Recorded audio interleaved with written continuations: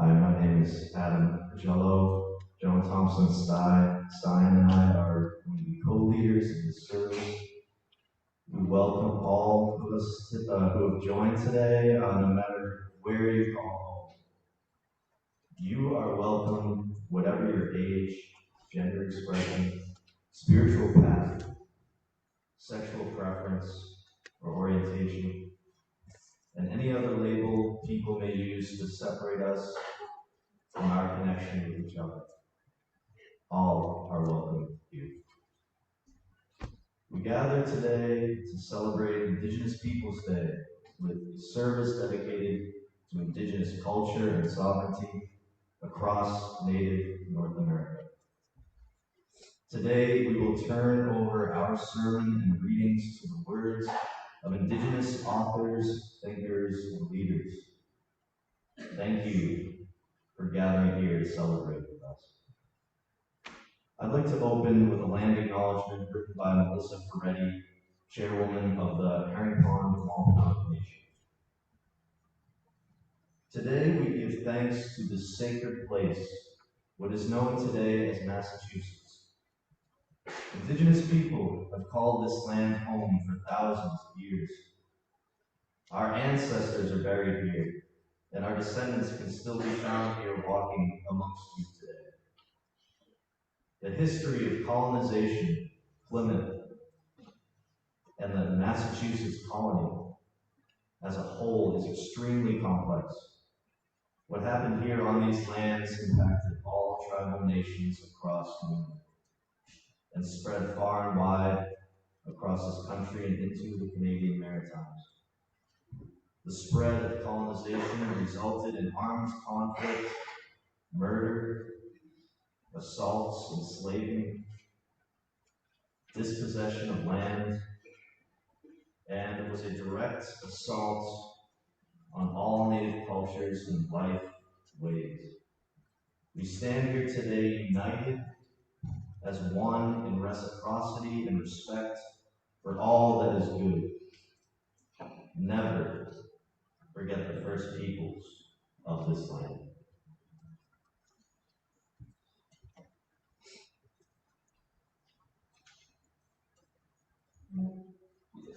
We light our chalice this morning with these words by Robin Wall Kimmerer of the Potawatomi Nation, honoring the sacred fire ceremony.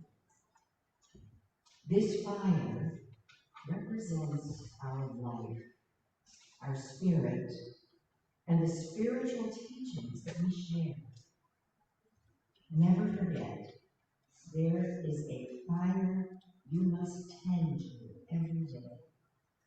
The hardest one to take care of is the one inside you. Your fire, your spirit. We have to honor it and care for it. You are the fire keeper. Please rise in body or spirit to sing hymn 1011 in the teal hymnal, Return Again. And I'm going to ask you, each time the word home is used, say instead the word land. Return again to the land of your soul.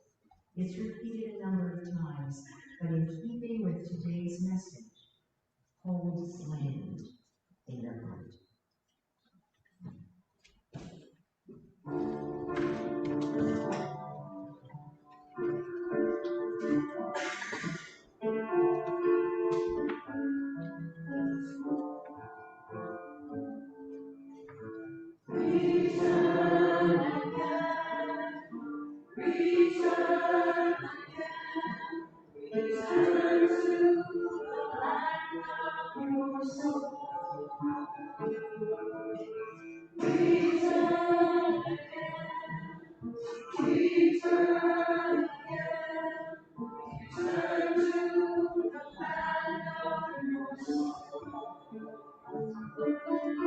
Return to who you are.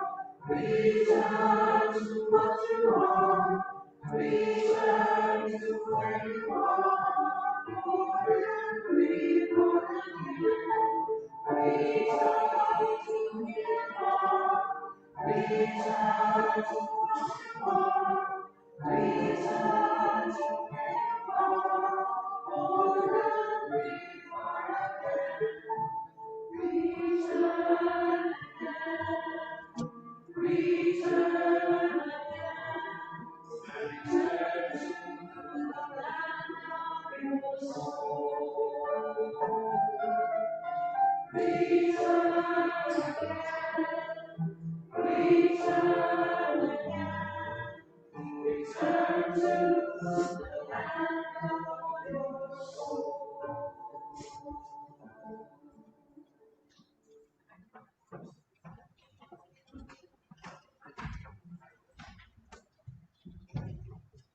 In the words of Marie Batiste of the Botheltet First Nation and James Henderson of the Chickasaw Nation, perhaps the closest one can get to describing unity in Indigenous knowledge is that knowledge is the expression of the vibrant relationships between people, their ecosystems, and other living beings and spirits that share their land. To the indigenous ways of knowing, the self exists within a world that is subject to flux. The purpose of these ways of knowing is to reunify the world, or at least to reconcile the world to itself.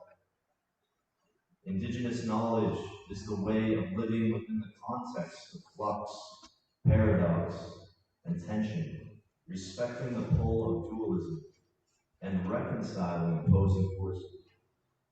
Developing these ways of knowing leads to freedom of consciousness and to solidarity with the natural world.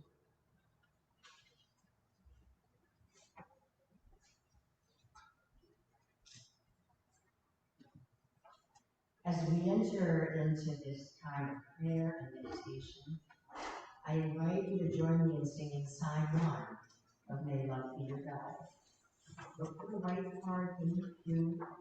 It might be in a gift box, it might be in a pen holder, it might even be on the phone.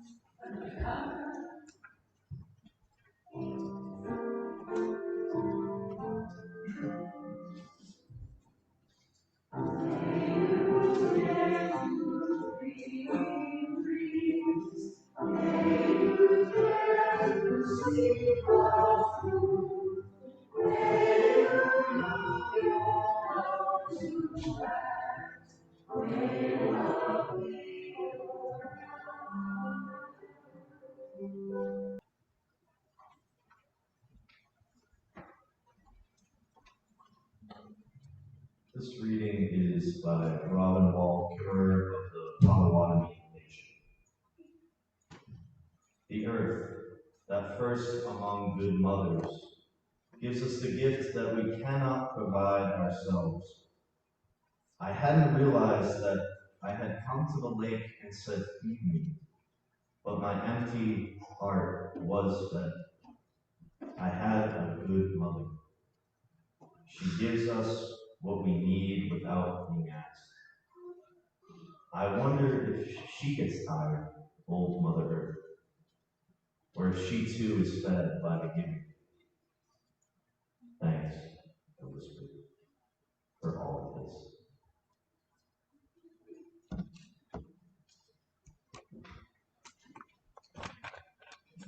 And may you be fed by the giving. For when we give, we say yes to something that we value. In this congregation, we take up an offering each week to say yes to the values of our union faith, and yes, to this beloved community. Please give as you are able, and today's offering will be gratefully received. Our offertory anthem is Healing Waters by Cliff Harmon.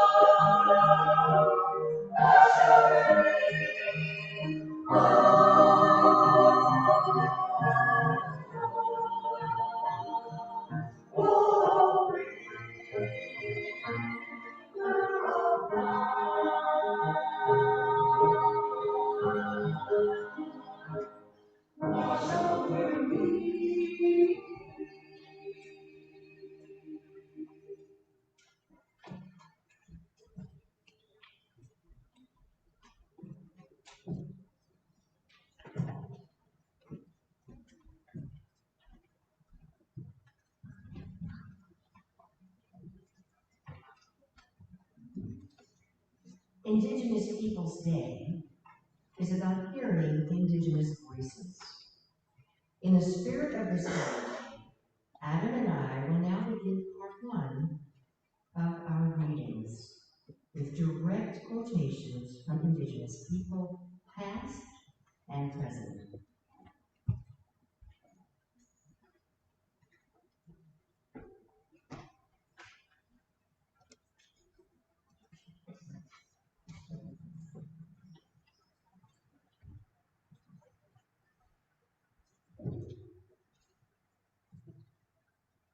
This quotation is from Osama, also known as Massasoit, of the Wampanoag Confederation.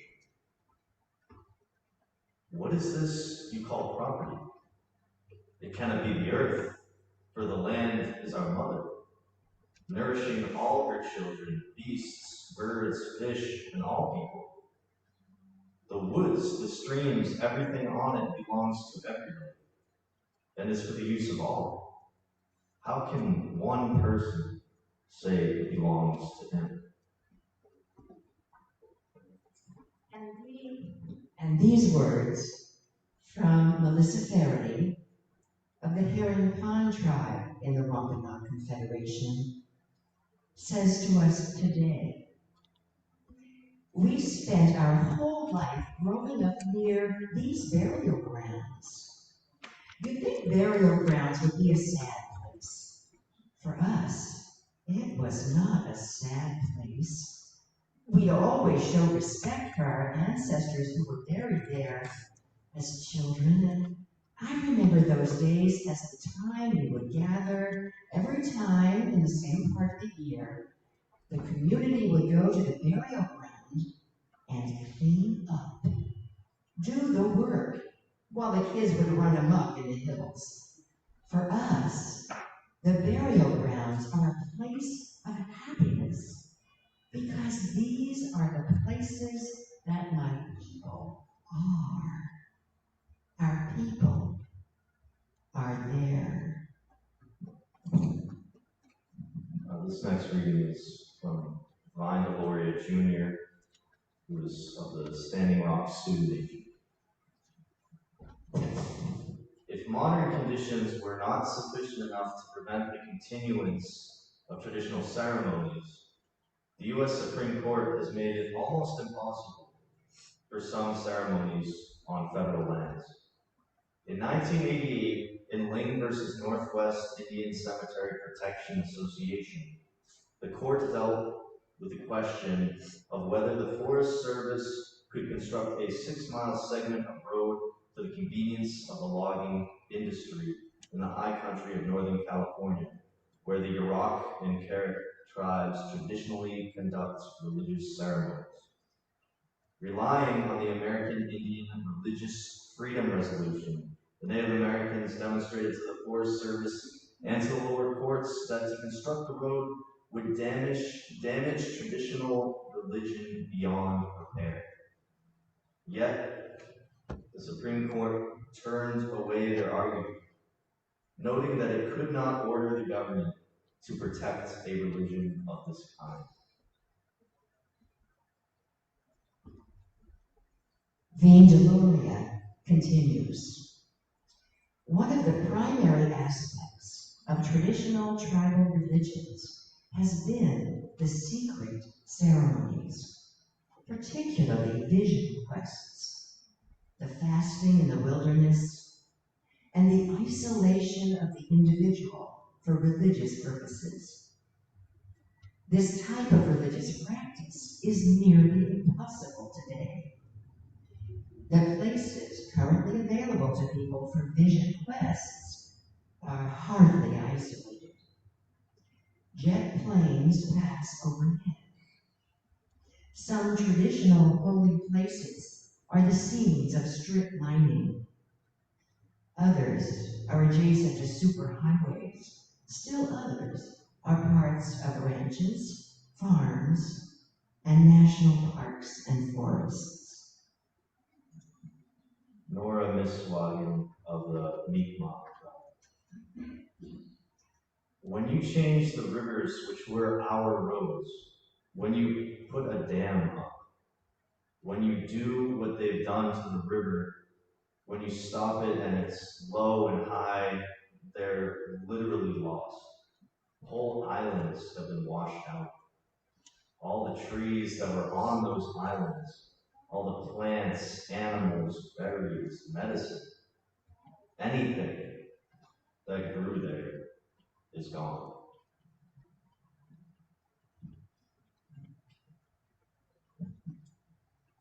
A student at the Institute of American Indian Arts in Santa Fe, New Mexico, wrote in an essay, and I quote, "In this TV commercial society where whites reign, deviant color was inferior. I set out to prove that I was white. I believed in good grades, popularity, all of it. Now I am tired of that, although these expectations still haunt me. Unfortunately, many traditionalists are turning to these same shallow values. Where are the Indians who still have an answer and are willing to share their wisdom with those who listen sincerely? Probably most Indians will adopt materialist values, but an alternative should be available for those who want it." At the Global Indigenous Youth Summit on Climate Change, young people gather to share perspectives and ideas on sustainable development at local to global levels. These are their words. We express our solidarity as Indigenous peoples living in areas that are most vulnerable to the impacts and root causes of climate change. We affirm the unbreakable and sacred connection between land, air, water, oceans, forests, sea ice, plants, animals, and our human communities as the spiritual and material basis of our existence. Please rise as you are willing and able to join in singing Mother Earth, Beloved Garden, 1067 in the Teal Hymnal.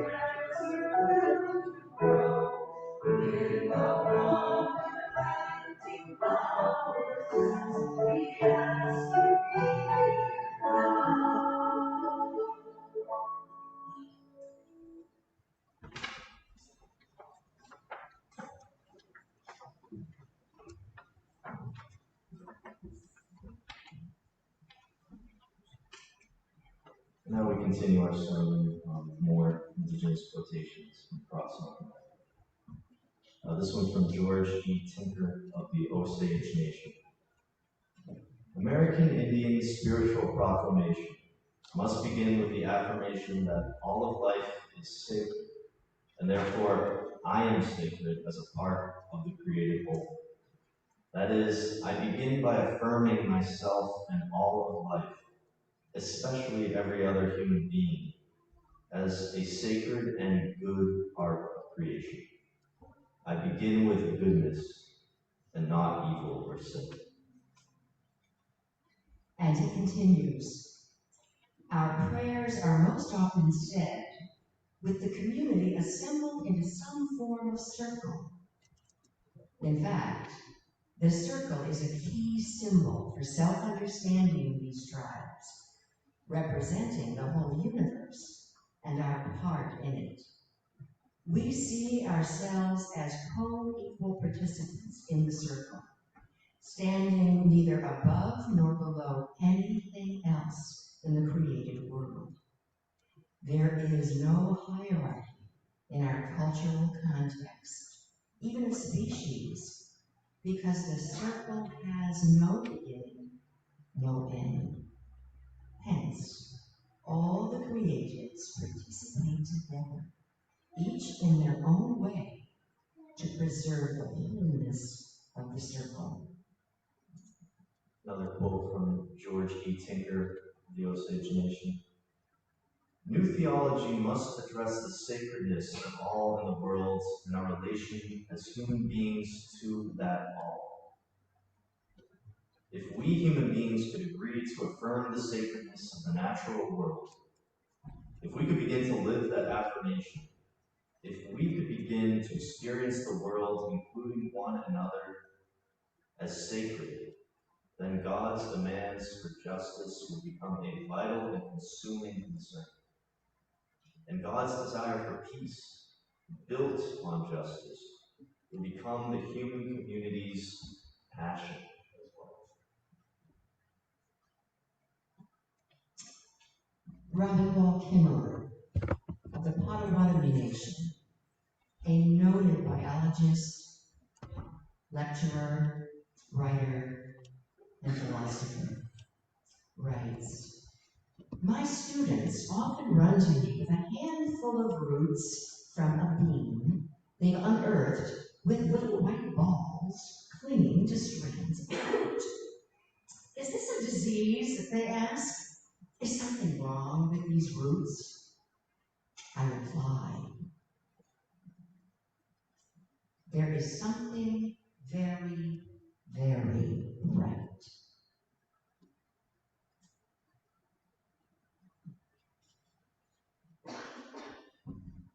These glistening nodules house the rhizobium bacteria, the nitrogen fixer. However, rhizobium can only convert nitrogen under a special set of circumstances. Its catalytic enzymes will not work in the presence of oxygen. Since an average handful of soil is more than 50% air space, the rhizobium needs a refuge to do its work. The bean. When a bean root meets a microscopic rod of rhizobium underground, chemical communications are exchanged and a deal is negotiated. The bean will form an oxygen-free nodule to house the bacterium. And in return, the bacterium shares its nitrogen with the plant. Together, they create nitrogen fertilizer that enters the soil and fuels the growth of the corn and the squash too, part of the three sisters in the garden. There are layers upon layers of reciprocity in this garden. I dream of a world guided by a lens of stories rooted in the revelations of science and framed with an indigenous worldview.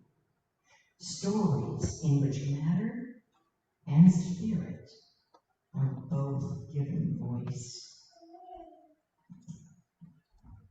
Carl A. Hammerschlag, MD, writes of his metamorphosis from doctor to healer, from doer to helper, in his book, The Theft of the Spirit. It's a story of an arrogant young physician who was sent to New Mexico to fulfill his military obligation by working with Native Americans. He writes, "I've stayed in Indian country as a physician most of my life.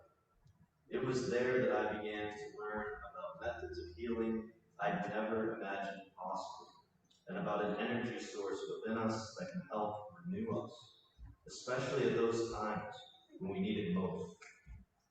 There are also stories I learned about journeying past fear and illusion, and getting beyond all the garbage we acquire as we struggle along alone."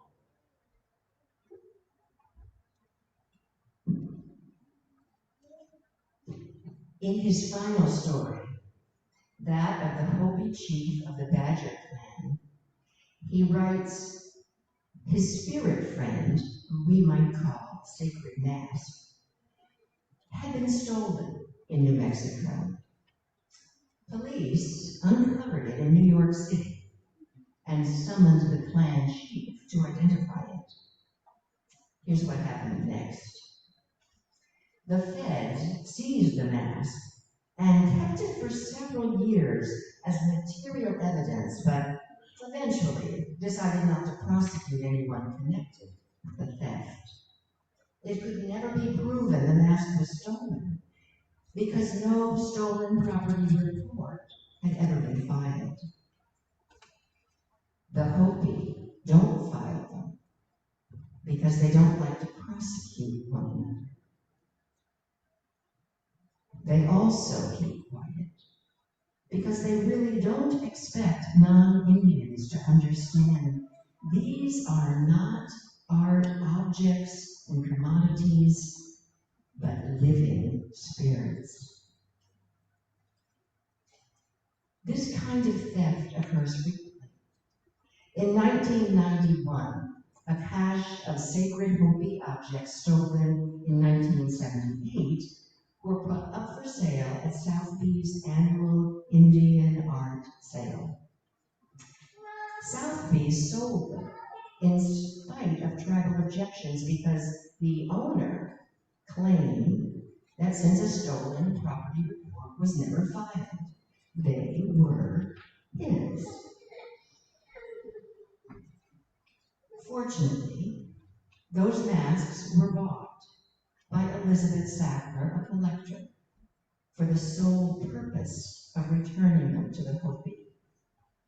She said it was the right thing to do.